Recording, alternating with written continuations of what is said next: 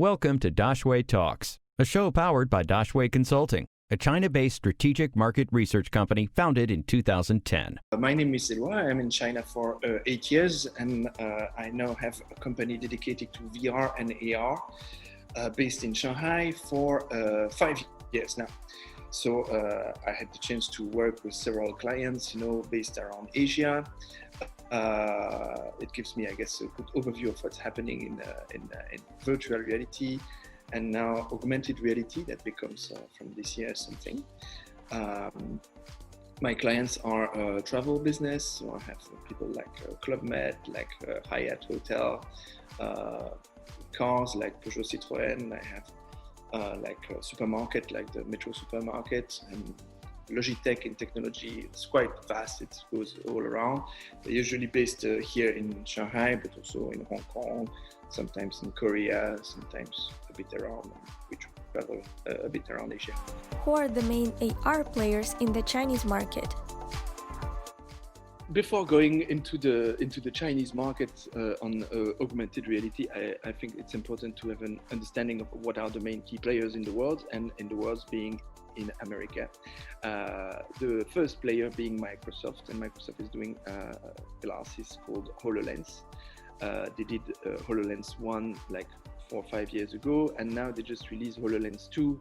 We just received it in some territories in the world. We received it in China a few weeks ago. And we are doing actually our first project now with HoloLens 2. So it's a glasses really made for the factory, which fits really well with China because we have using many factories. So where the worker can wear these glasses and receive some instruction or talk to someone else, without the need to use his hands and manipulate a smartphone or a computer. He can receive all this information there. So Microsoft being one of the main players, they invested billions of dollars into AR.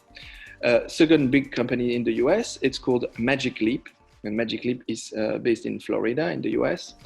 And they are more focusing on entertainment and B2C really, and trying to do consumer application in AR, gaming, of course, and other cool things, and imagining that at some point everyone will, where we will see the glass will be a screen, and you will see all different applications that you can see on your phone right now or on the computer. And Magic Leap developed that kind of things, but it didn't work really well. They raised billions of dollars also from Alibaba and from different big players, from Google. But we've seen the report a few months ago that actually the first wave of the glasses that they sold, it was only like 6,000 units. So it's extremely small. So it didn't work very well because it was too expensive, too bulky, not so good in the end. So Magic Leap is in huge trouble. But one of the employees of Magic Leap left Magic Leap many years ago and created his own company in Beijing, and he's Chinese. This is where augmented reality in China starts. I mean, no, you had other company, but his company is really the main one, and it's called Unreal. And they are super cool people in Beijing, really trying to make this thing working. It's extremely hard to do augmented reality, Of course, the hardware is extremely complicated because you need to have this little screen in the glasses, in the transparent glasses. And then you have to have the software making it all working, where you can have 3D objects in the space, calculating all the space. It's super hard. And these guys, they really try to make it working. And we have a developer version of the glasses, so that we are playing with. It's working well. So we think it will be one of the main player. It will be glasses that you can plug to your phone. Okay, so it's wired, and you plug it to your phone, and you can use, for example, the 5G of your phone to actually display very heavy content. This is what Unreal is trying to do. Second, I think major AR company in China, it's Shadow Creator. Shadow Creator is a startup from Shanghai. And they did few headsets, first AR, then some VR, and now they have a headset called Gimo, which is a standalone headset. So you have everything being in the headset. and where you have little battery that you plug on it. It's quite funny. It's quite ingenious system. Where so you don't have to plug it to a phone. You have a microprocessor, everything which is inside, and it's quite light. The only problem is that it's still a bit warm. So when you wear it, it's still because the processing power is that. And then you have a super tiny fan on the side, which is doing. So it's not yet perfect, but it's cool enough to do many animation. For events, for example, it will work very well. So Unreal and Shadow Creator, I think, are the main one, but you have other company. You have Mad Gaze, you have Rockid, which is in Hangzhou, and you have probably many other companies trying to do AR glasses.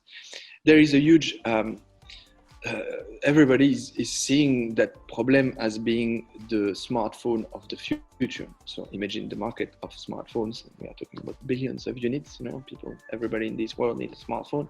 So we imagine that in 5 years, 10 years, the market will be where everybody will need smart glasses. Okay. Apple is doing that also very soon. There are multiple rumors for many years, but we can expect that now is the time, because the processing power is now good enough and small enough, so you don't need that much battery to really have good AR glasses. So there is no reason why Apple wouldn't do that, and so we can imagine that Apple will release some reports is that they would announce it in a few months and it will be released in 1 year, maybe in 2 years, but it doesn't matter. It's like there is like a trend, to see that Apple and all the other players being Android based are working on that. Samsung is working on that. Everybody is working on that. Lenovo, we imagine that we will have, they all see that as the next computing platform, the next smartphone. So yeah, that's a bit the big landscape in the US and here. What is the main AR technology used in China? The first case is factories. Yes. So, for example, right now we're working for a company called Suez, which is doing recycling and water treatment. So, big factories, this kind of things. And just to give you an idea of the type of use case you can have, they are in need for remote collaboration. So it means that someone in a factory in a country outside of China is in need of communicating with a headquarters, for example, here in Shanghai. And it's a worker in the factory, and he has to do a specific operation that he doesn't know how to do. He can wear these glasses, which is HoloLens here, and he doesn't have to handle the computer because it is there. So he can manipulate some machines, and the camera of HoloLens will record what he's doing and will stream that video to someone in Shanghai. So in the same time that he's manipulating something, we see exactly what he's doing. So he can show and say, oh, is it this blue wire that I have to cut? Exactly like in a film, where you have the bomb and someone has to cut the wire. Is it the blue one, the yellow one? No, it is, it is exactly this kind of thing. So we can remotely help someone who doesn't understand anything about bombs on how to deal with that. So this is a first use case for factory. But for factory, second big use case is an help. Then being automatic, not in a remote condition, but like being automatic where a worker doesn't know anything about specific machine, but he's wearing these glasses, and the glass, because a HoloLens can scan in 3D objects and can cross-reference also the position where we are. You can point, with your glass at a specific machine, and the glasses will recognize that, oh, this machine. And for this machine, this is how it should work.